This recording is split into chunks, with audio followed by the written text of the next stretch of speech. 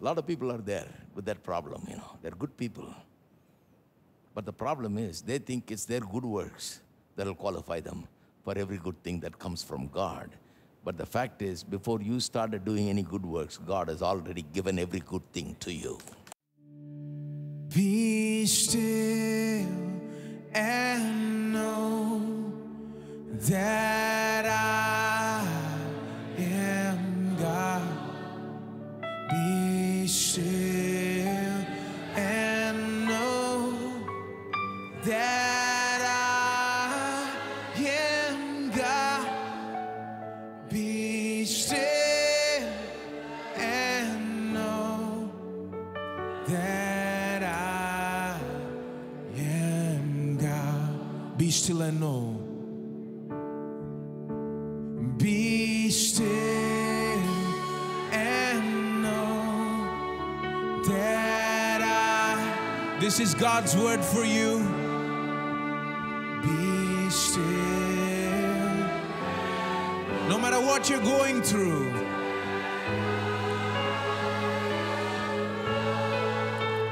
Be still and know that I am God. I am the Lord that healeth thee. I am the Lord that healeth thee. I am the God that healeth. I am the God that healeth. Sing, you are the God that healeth me.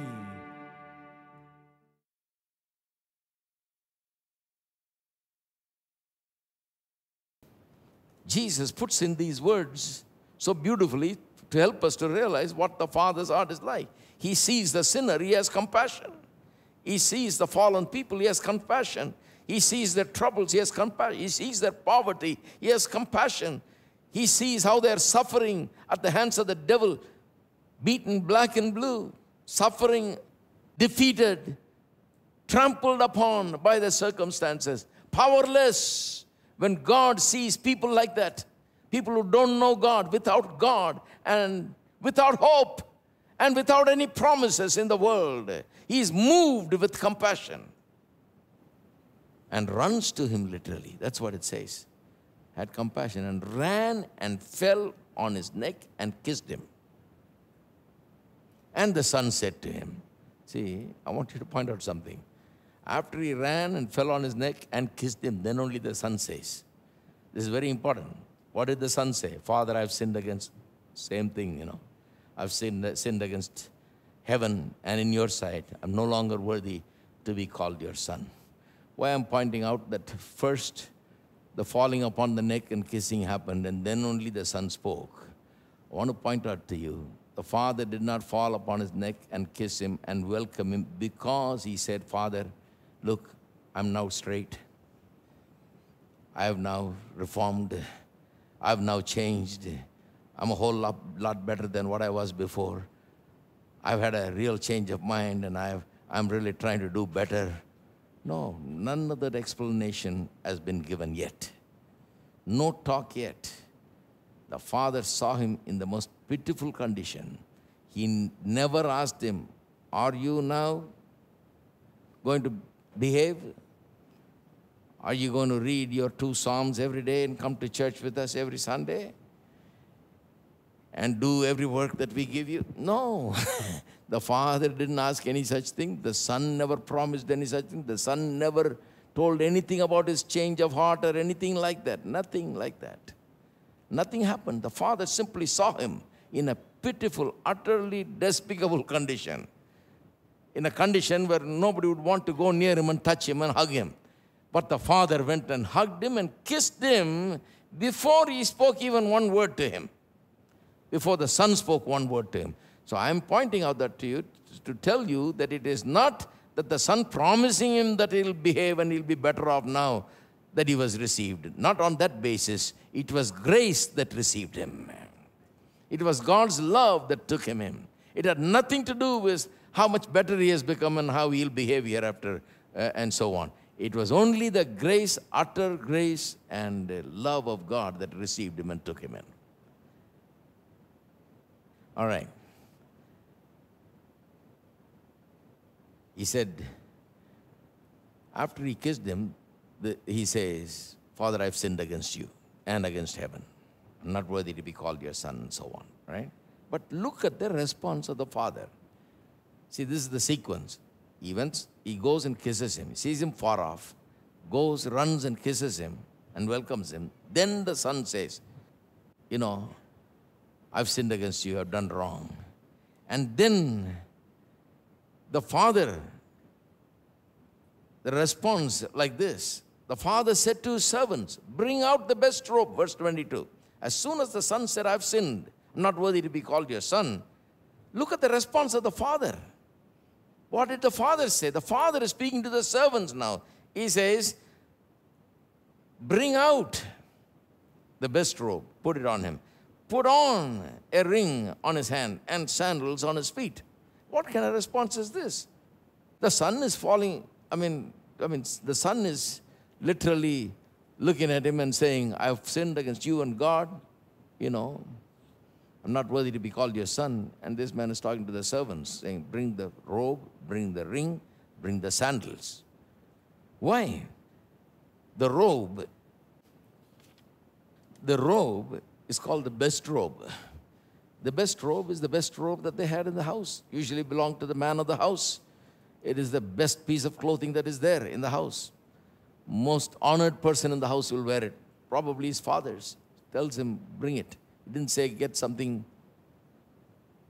that's used or something that's there that's not so good. He says, give the best robe. And they bring the best robe and put it on him. Ring. Ring is a very important thing in Jewish culture.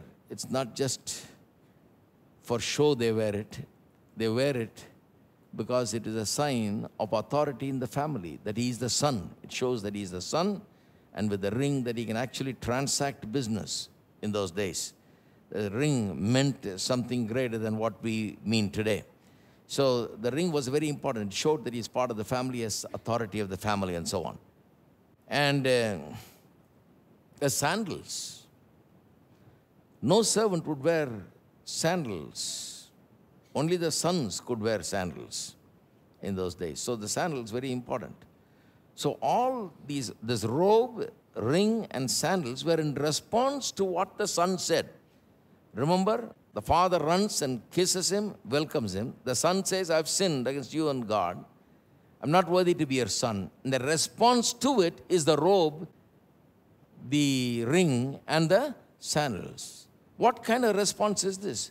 The robe is the father's response to his words, Father, I have sinned.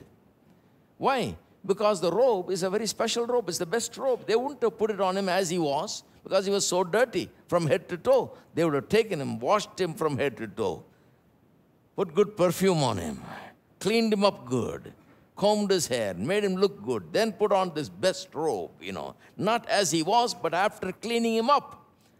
That cleansing symbolized the cleansing with which God cleanses us and makes us whole. He said, Father, I have sinned. And the father's response is, don't worry, I'll clean you up and clothe you with my righteousness, with the best robe. The next thing, the ring, is in response to what this boy said. I'm no longer worthy to be called your son. That's what he said. I'm no longer worthy to be called your son. What is father's response? He says, bring the ring. He says, no, you are my son. You say you're not worthy. I say you are worthy. I call you son. Therefore, you shall be son. That's what it meant. So, verse 21 and 22 have to be understood in that way. The son speaks, and verse 22 is the response of the father to what the son said. The son said, I've sinned. The father said, I'm going to give you a robe. We're going to clean you up and put this robe. That cleansing has to do with the cleansing and forgiveness that God gives to us today. He said, bring the ring. Why? Because he said, I'm not worthy to be your son. God says, no, I am making you my son. You will be my son, and you are my son. He's given that authority of the son. Thirdly, sandals. What is that in response of? He said, I'm not worthy to be your son. Then he said, I want to be your servant, not son. God is saying, you are not a servant, you are son. Servants don't wear shoes. You wear shoes because you are not a servant, you are son. See what a meaningful story Jesus is telling here. Now his older son was in the field. And as he came and drew near the house, he heard music and dancing, so he called one of the servants and asked what these things meant. And he said to him, your brother has come, and because he has received him safe and sound, your father has killed the fatted calf. He was angry and would not go in. Therefore his father came out and pleaded with him. So he answered and said to his father, lo, these many years I have been serving you. I have never transgressed your commandment at any time. And yet you never gave me a young goat that I might make merry with my friends. But as soon as this son of yours came, who has devoured your livelihood with the harlots, you killed the fatted calf for him. And he said to him, son, you're always with me, and all that I have is yours. It was right that we should make merry and be glad, for your brother was dead and is alive again, and was lost and is found. Let me just say a few things about this older boy, because this is part of the story. The older son comes. He doesn't know what is happening in the house. The younger boy has come, robe has been put on, ring has been given, sandals have been given, musicians have been called. You know, we left that verse without reading it, but it says that in verse 23, bring the fatted calf here, kill it, let's eat and be merry, and so on. So party has started. The older son does not know it. He's busy working. He's a faithful worker, you see. He's out there in the field somewhere far away, working, finishes his work. He comes and he hears some noise. He asks one of them what's happening, and they say, your father is very happy today because his lost son has come back. So he has asked us to kill a fatted calf. He's invited musicians, dancers. So we're having a big party and so on. And the guy is raging mad, angry. Does not want to come in. The father goes and begs him to come in, but he does not want to. He does not want to come in. Now, look at what he says. He said to his father, these many years I have been serving you, I have never transgressed any commandment, your commandment at any time. And yet you never gave me a young goat that I might make merry with my friends. But as soon as the son of yours came, who has devoured your livelihood with harlots, you killed the fatted calf for him. Look at the comparison. He talks about himself and his brother. Look at the kind of comparison he makes. He presents himself as the most righteous, the best guy in town, which he was in many ways. But he is very self-righteous and proud. Proud, self-righteous, and he's very unkind, uncharitable. Nothing wrong with being good, but he counted on his goodness to get him over. He counted on his goodness to qualify him for blessings. He counted on his goodness and thought that will bring him the Father's favor. What he did not realize was, before he was this good, he already had the Father's favor, because verse 12 says, when the father divided the land and gave it to the younger, he also divided the land to the elder. He says, you have given me nothing. That's wrong. The father has given me 2/3 of his wealth. That's why the father says later on, everything that I have is yours. Whatever he has taken, 1/3 he has taken. 2/3 is left, and that's all we have. And all that belongs to you. You are the heir to all these things. So to say that you have given me nothing is wrong. He thinks being good is what qualifies him for all the blessings of the Father. He said, I've been so good, you have given me nothing. You never killed a fatted calf for me. He said, Father says, you could have killed 100 fatted calf if you want. There's plenty of them here. You could have had a party every day. But he's a straight-faced guy. He's always working, very serious. He just doesn't know how to party, He's one of those guys that comes to church and sits straight,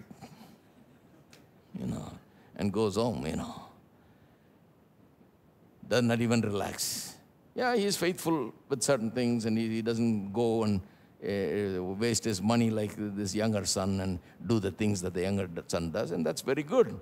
But the thing is, what is wrong with him is he's self-righteous. What is self-righteousness? Self-righteousness is where a person thinks that it is good deeds that qualifies him before God the Father for blessings.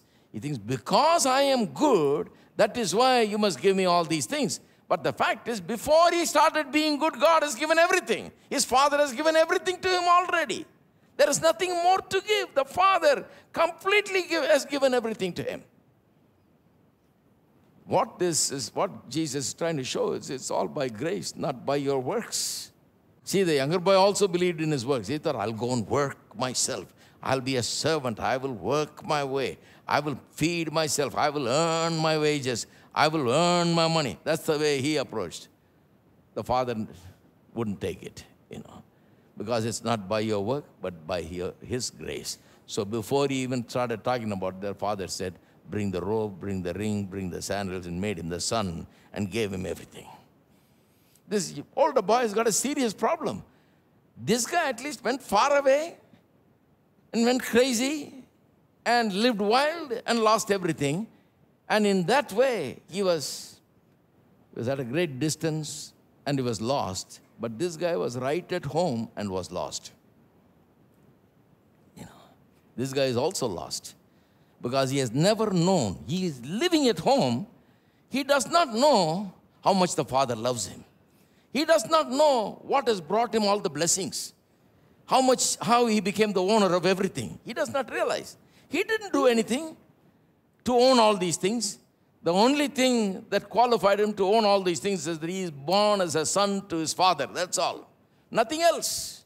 Not because he did so well, not because he was so obedient, not because he did everything right as he says. He says, I never disobeyed your commandment. He was not given 2/3 of his property because he never disobeyed his commandment. It's good that he never disobeyed his commandment. That's fine. But the blessing was not because he never disobeyed. The blessing was before that. Everything belonged to him before that. Hello? See, that's a serious problem, my friend. Hello? Are you there? A lot of people are there with that problem, They're good people. But the problem is, they think it's their good works that will qualify them for every good thing that comes from God. But the fact is, before you started doing any good works, God has already given every good thing to you.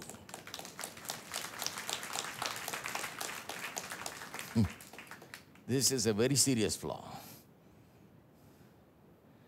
The sinner is exactly the opposite. He disregards all the blessings and ignores every good thing and walks away from everything and suffers. This guy lives in here. He does not realize how all the good things have come to him. There are many people in the church today, I'm not talking about this church, but Church of Jesus Christ, in the church today, that don't realize that how we are so blessed and what qualifies us for the blessings of God. It is not what we have done. It is the love of the Father. Before we ever did any good work, He has already blessed us with every blessing. Ephesians 1:3 says, He has blessed us with every spiritual blessing in Christ Jesus before the world began. So all the blessings are ours. Then why do we live and do His commandments? Why do we all follow and obey what He says? Why it's so important to do what He says? It's important because otherwise I'll be a thankless person. If He has done so much for me, and if I ignore His word and live as I liked, then what kind of thanklessness is that? You see, not one good deed that I've done qualifies me for blessing. Every blessing is already given. Now, every good deed I do in thankfulness to God, as a gratitude to God, because I love God, because I want to do it. I want to do it. I'm thankful to God. That's all. You see, why did Jesus tell these stories? You have to understand this in order to understand the whole impact of the story. Why did Jesus tell these 3 stories, particularly this story? All the 3 stories comes as a package. So go back to Luke chapter 15, verse 1 and 2. Luke gives a 2-verse introduction, which oftentimes people don't even see. They just go straight into the story and finish with the story. Don't go back to verse 1 and 2 in order to understand what's happening here. Luke gives us the context. He says, then all the tax collectors and sinners drew near to him to hear him. This is the context. Jesus is having a meeting. All the tax collectors and sinners are there. You know, tax collectors in those days were considered worse than a sinner, because Jewish people resented the fact they had to pay tax to the Roman government. And these tax collectors were Jewish people who collected tax from the Jewish people and gave it to the Roman government. So the people hated them for doing that, taking money from them and giving it to the government. Plus, they would take more money than they are supposed to collect. That's another problem. So they were very resentful of these tax collectors. They considered them as great sinners, worse than sinners. So it says tax collectors and sinners, the worst kind of people. You know, they were there. And then it says, and the Pharisees and scribes complained, saying, this man receives sinners and eats with them. So he spoke this parable to them, and then he starts with the parable of the lost sheep. That's the context. So the tax collectors and sinners are there. Jesus looks at them. They are in need. They are in sin. They are in problem. They're not happy. They're not sleeping right. If you're taking money left and right, and sinning left and right, running wild, living a riotous life like this prodigal son, you won't be having good sleep, you know. So they're having trouble. They're in a turmoil. They're here in Jesus' meeting. They want to hear his words, it says. They've come to hear his preaching because they realize this man has some answers. So they're sitting and waiting to hear him speak, and Jesus sees them, these people with needs. He looks at them, and then he looks at the other group. They are the murmuring group. They are the ones that are sitting there and criticizing Jesus for having anything to do with the sinners and tax collectors. They blame him, saying he's having things to do with them, and then he eats with them, has much to do with the sinners. So he spoke a parable. That's how it begins. So he spoke a parable. That's why he spoke a parable. So he wants to talk to these two groups. Now, the basic problem is there is a difference, a big difference between Jesus' view of lostness and the Pharisees' view of lostness. The Pharisees thought that the sinners and the tax collectors are lost. They are the lost. We are children of Abraham. The tax collector and the sinner is the lost person.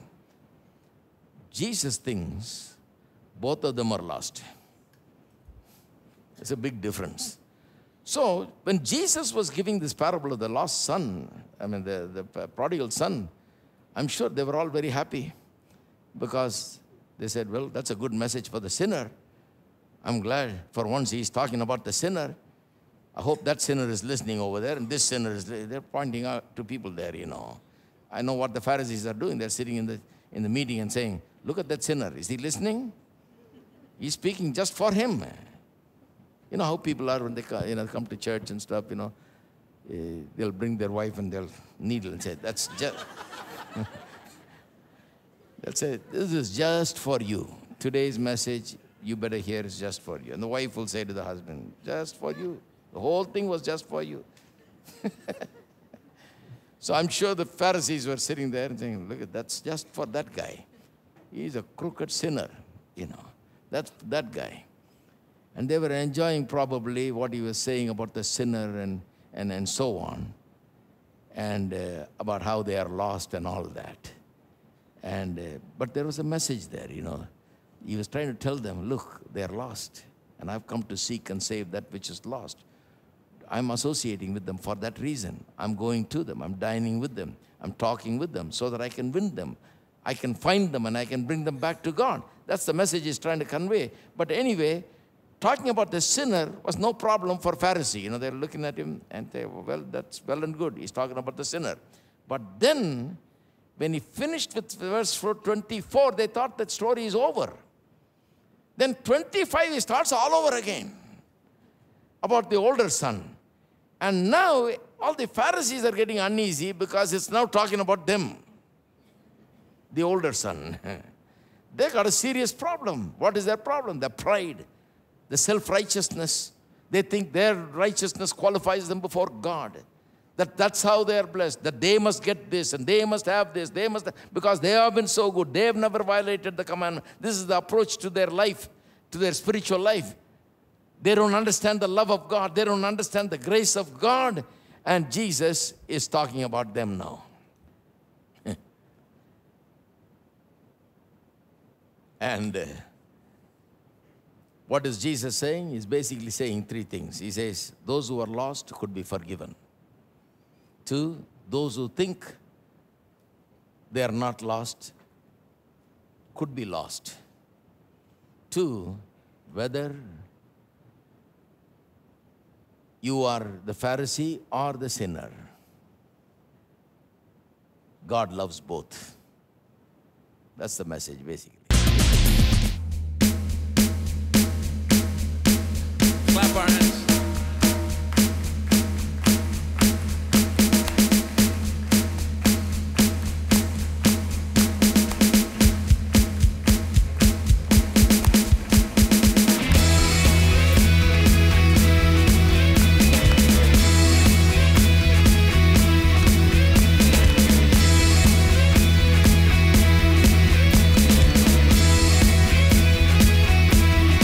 God is fighting for us.